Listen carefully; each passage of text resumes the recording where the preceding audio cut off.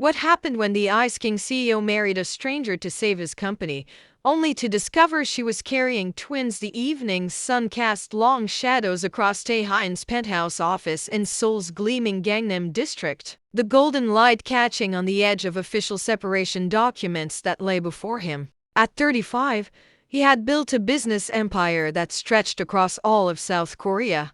Yet in this moment, he felt like that small-town boy from Bizen who had once dreamed too big. His fingers traced a polished desk, a reminder of his first successful business deal, as he stared at his soon-to-be former partner's signature. The elegant curves of Seo Yeon's handwriting now seemed as hollow as their relationship had been. Taehyun see, his assistant's voice crackled through the intercom.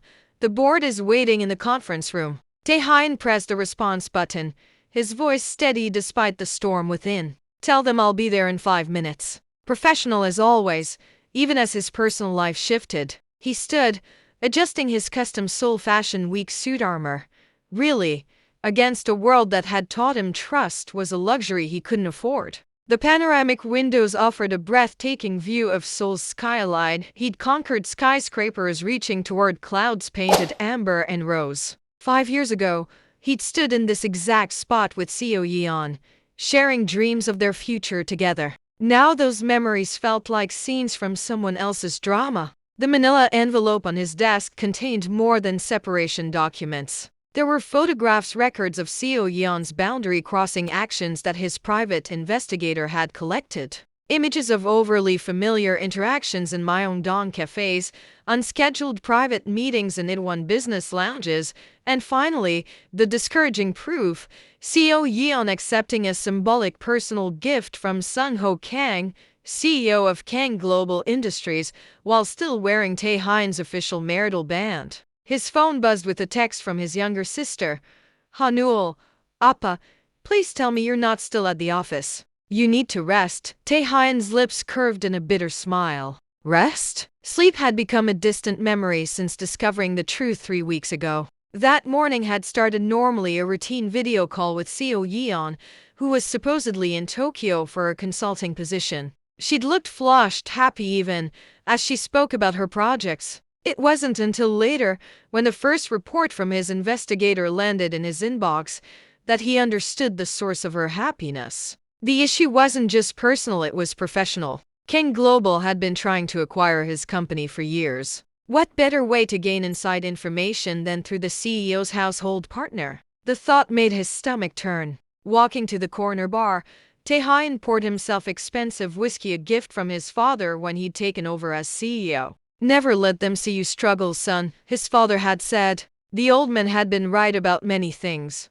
The liquor burned as he swallowed, his reflection in the bar mirror showing a man who looked every bit as drained as he felt. Dark circles shadowed his eyes, and his usually perfect hair showed signs of stress. But he'd be determined not to let anyone else see it. A knock interrupted his thoughts. Enter, he called, straightening his shoulders. Hyun Seok Park, his head of legal, stepped in with papers. The final settlement documents are ready for your review, Taehyun see. Taehyun nodded, gesturing for him to place them on the desk. Any surprises? No, sir. As expected, Seo Yeon see has agreed to all terms, including the confidentiality clause. She's waiving any claim to company shares or property. Of course she was. Kang Global had made sure she wouldn't need anything from her soon-to-be former spouse. Sir, Hyun Seok hesitated. There's something else. The board is concerned about the leadership continuity requirement. Ah, there it was. The real reason for today's emergency meeting. His company's bylaws, written by his traditionalist father, required the CEO to be married with an eligible future successor to maintain control. It had never been an issue when he and Seo Yeon were young, with time ahead. Now, at 35 with formal separation looming, it had become critical. They're worried about stability, Hyun Seok continued. Especially with Kang Global circling, the shareholders need reassurance. Taehyun set down his glass with deliberate care. Tell me, Hyun Seok, how does one find a life partner who won't share company-related information with outside competitors? The lawyer shifted uncomfortably. There are arrangements that can be made. Structured personal agreements aren't uncommon in our circles.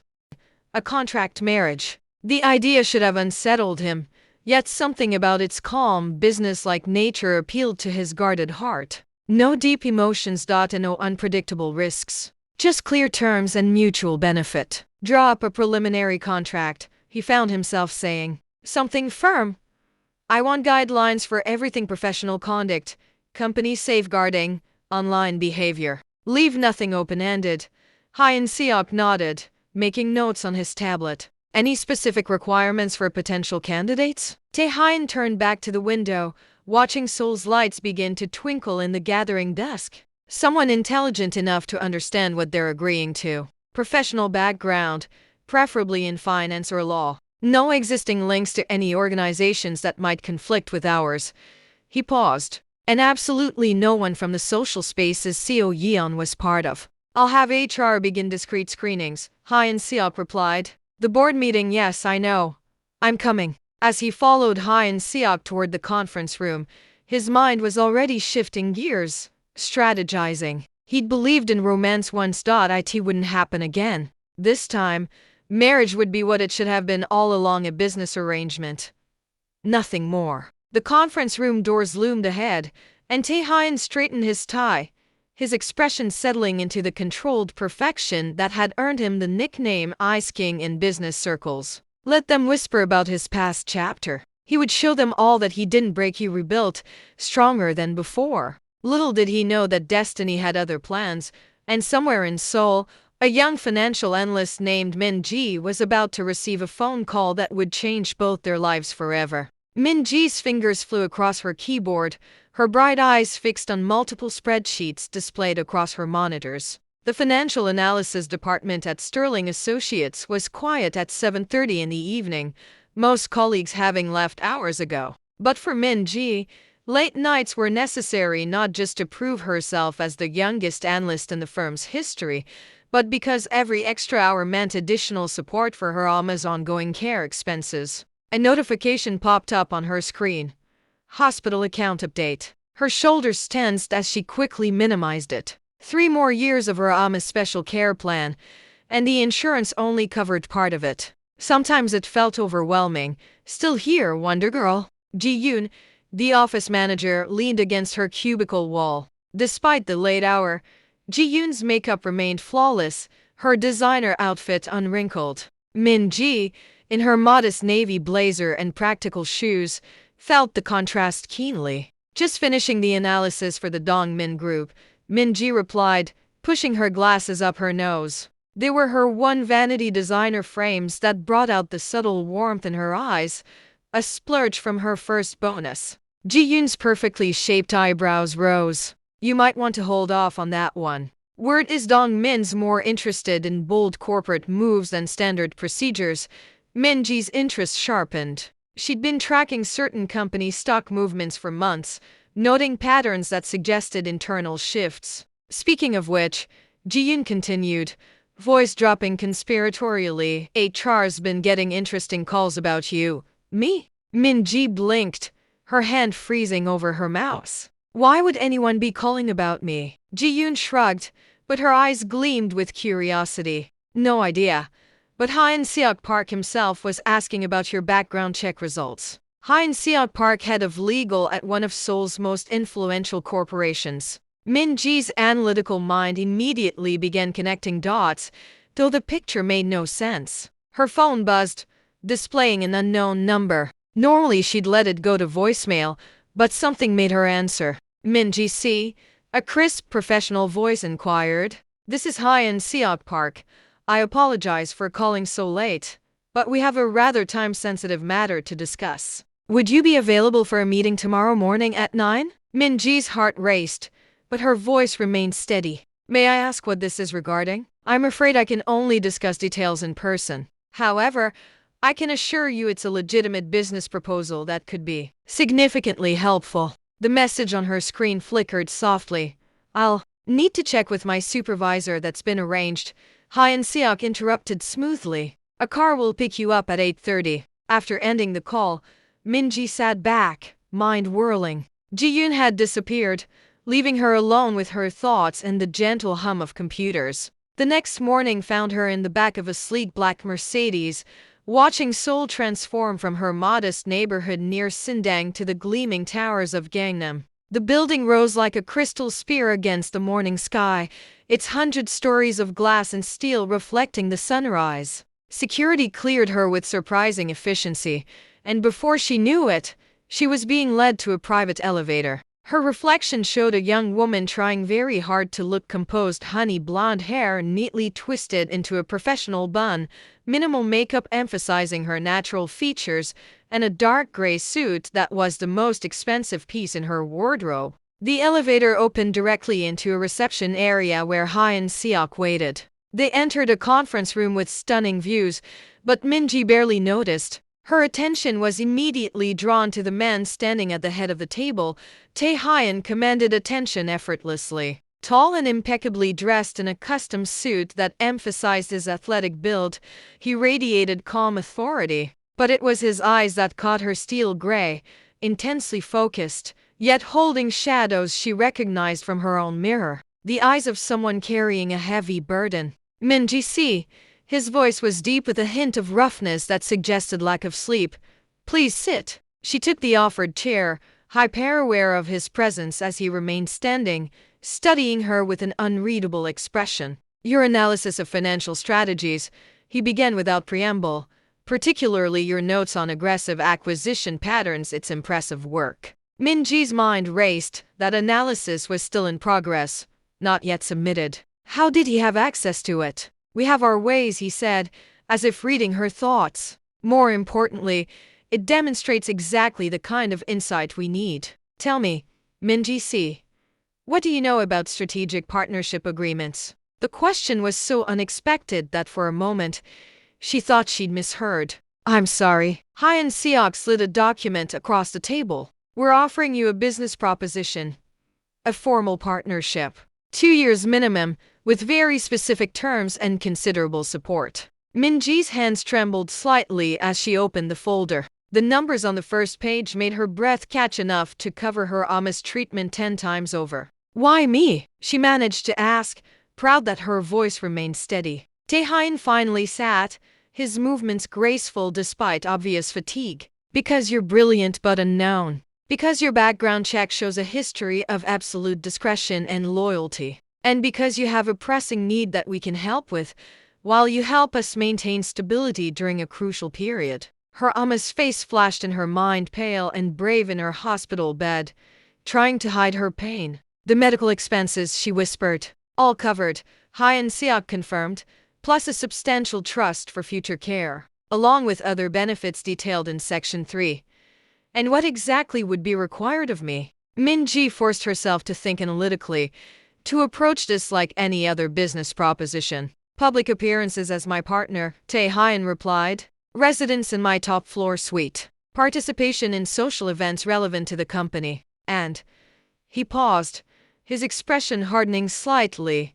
A family continuation clause within the 2-year period. A family continuation clause. The clinical term couldn't disguise what that meant. Min-ji felt heat rise in her cheeks but kept her expression professional. The agreement includes strict confidentiality clauses, Hyun Seok added, and significant measures for any breach of terms, particularly regarding business information or, he glanced at Tae-hyun, personal matters. Min-ji understood the unspoken reference to his previous situation. The business world was full of rumors, though the details had been kept surprisingly quiet. How long do I have to decide? She asked, her mind already calculating probabilities and consequences. Until 5 p.m. today, Tae-hyun replied, standing. I have a board meeting at 6 where I need to present either a signed contract or a different solution. He moved to leave, then paused beside her chair. This close, she could smell his expensive cologne and see the faint shadow along his jaw. Min-ji see, his voice was lower, almost gentle.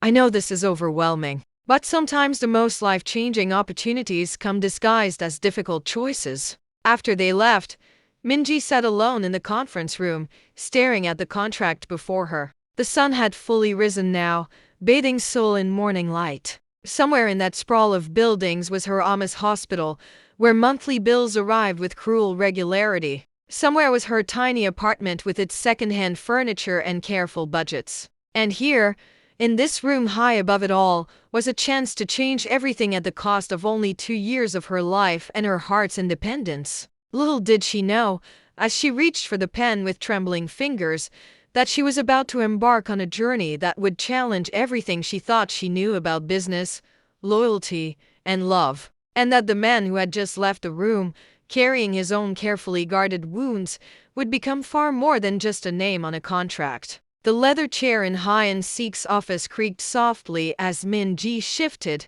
her eyes moving methodically through the prenuptial agreement. The wall clock showed 4:30 minutes before Tae-hyun's deadline. Outside the floor-to-ceiling windows, storm clouds gathered, matching the tension in the room. Section 7.3, she murmured, her analyst's mind cataloging every detail. The fidelity clause seems quite thorough. Han-seok nodded, his expression carefully neutral. Total forfeiture of assets by the party at fault, plus a compensation of 50 million won. Tae-hyun was quite insistent on this point. Of course he was. Min-ji had spent her lunch break researching Seo Yeon. The woman's social media told a story of calculated ambition, each post seemingly orchestrated to climb higher. Her relationship with Sung Ho Kang had been announced with stunning speed after the divorce filing. The social media restrictions? Min-ji asked, turning a page. All posts must be approved by the PR department. We provide guidelines for appropriate content and frequency. Han-seok gestured to a thick addendum. You'll have a personal stylist, social secretary, and security detail. Everything from your wardrobe to your daily schedule will be coordinated to maintain the image of a proper executive spouse. The door opened and Tae-hyun entered, his presence immediately filling the room. He'd shed his suit jacket, his crisp white shirt sleeves rolled up to reveal strong forearms. Despite his casual appearance, power radiated from every movement as he took the seat beside her. How are we progressing? He asked, his voice carrying that hint of roughness she was beginning to recognize as fatigue. Min-ji has some concerns about Section 12, Han-seok replied. Ah yes, Section 12. The air requirement. Min-ji felt heat rise in her cheeks but forced herself to meet Tae-hyun's gaze. The timeline seems quite specific. The board requires an heir within 2 years, Tae-hyun stated directly. However, I'm willing to add a clause regarding medical privacy and personal comfort levels within that time frame. Something flickered in his eyes. Was it consideration? Before she could analyze it, his phone buzzed. The message made his jaw tighten. Dong-min just bought another 2% of our shares through a shell company, he informed Han-seok. He's getting more aggressive, all the more reason to finalize this today. Han-seok responded, sliding another document forward. The marriage license is ready. Once signed, we can have the ceremony tomorrow morning. Tomorrow? Min-ji's heart raced. Everything was moving so fast. She looked down at Section 15 for terms after contract completion. The settlement was beyond generous, ensuring she and her Oma would never want for anything again. I have a counterproposal, she said suddenly, surprising herself as much as them. Both men turned to her, Tae-hyun's eyebrows rising slightly. Regarding, he prompted, Section 9.2 my role in the company. Min-ji sat straighter, channeling every ounce of professional confidence she'd developed. You're not just getting a wife. You're getting a financial analyst with specific insights into hostile takeover tactics. I want to be more than a figurehead. A strange expression crossed Tae-hyun's face, something almost like respect. What exactly are you proposing? I want access to the company's financial data. Not just surface level, but deep analysis permissions. If someone is planning something, it'll show in the numbers first. She met his gaze steadily. You need someone who can spot patterns others might miss, someone whose loyalty is guaranteed by both contract and personal interest. In return, she continued calmly, I'll follow everything written there, including the 2-year period. But I want to take part in the tasks, not just stay on the sidelines. The room stayed quiet as distant weather sounds came from outside. Tae-hyun moved to the window, looking at the sky. His reflection revealed nothing. At it, he finally said, Full review access. Direct updates sent to me, weekly reports. He turned back, but once you agree to this, you're fully involved. No halfway effort. His steady look made her inhale slightly. I understand. Hyun Seok adjusted the files while Tae Hyun's phone vibrated again, showing his sister Hanul's name. Shouldn't you be resting? He asked gently. A pause. Yes. Everything is moving forward. Another pause. No. You can meet her later. The briefing is scheduled for. He stepped aside and continued his call quietly. Min-ji used the moment to steady him. Even with his composed appearance, she noticed the tension in his posture and the faint tiredness around his eyes. It wasn't only work weighing on him. Min-ji see. Hyun Seok said softly, everything is ready. Shall we continue? The next hour passed with her signing and reviewing pages. Each document felt important, yet as she watched Tae Hyun sign as well, she felt as though she was stepping into something meaningful. The last page was completed just as the weather outside grew louder. Soft rain tapped against the windows as Tae Hyun fixed his suit jacket. A car will take you home so you can pick up basic things, he said in a calm, professional tone. The rest will be arranged tomorrow. The morning meeting is at 9 a.m. in the main room. Small group, only key staff. And after that? Min-ji asked quietly. After that, we have a public update about the new collaboration and your analyst role. His lips moved slightly.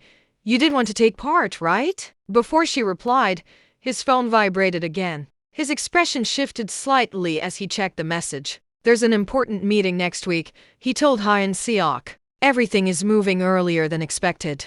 The update tomorrow should help, Hyun Seok replied, also the item. Tae Hyun brought out a small box, and Min-ji inhaled softly. Inside was a simple, well-designed band that matched her style. The other piece stays stored, he said as he placed it on her finger carefully. This one suits you better. The gesture warmed her chest. The band fit perfectly. Thank you, she said quietly. His expression changed for a brief moment before he hid it again. The car is ready, he said, stepping back. Hyun Seok will send your schedule. Try to rest. The public update starts at noon. As she collected her things, a flash of light briefly filled the office. For a moment, she saw Tae Hyun looking at her with a clear, thoughtful expression. Then it faded, and he returned to his composed self, focusing on his phone. In the elevator, Min-ji caught her reflection. Same clothes, same glasses, same person, but now with a simple band on her finger and a decision that would change her direction.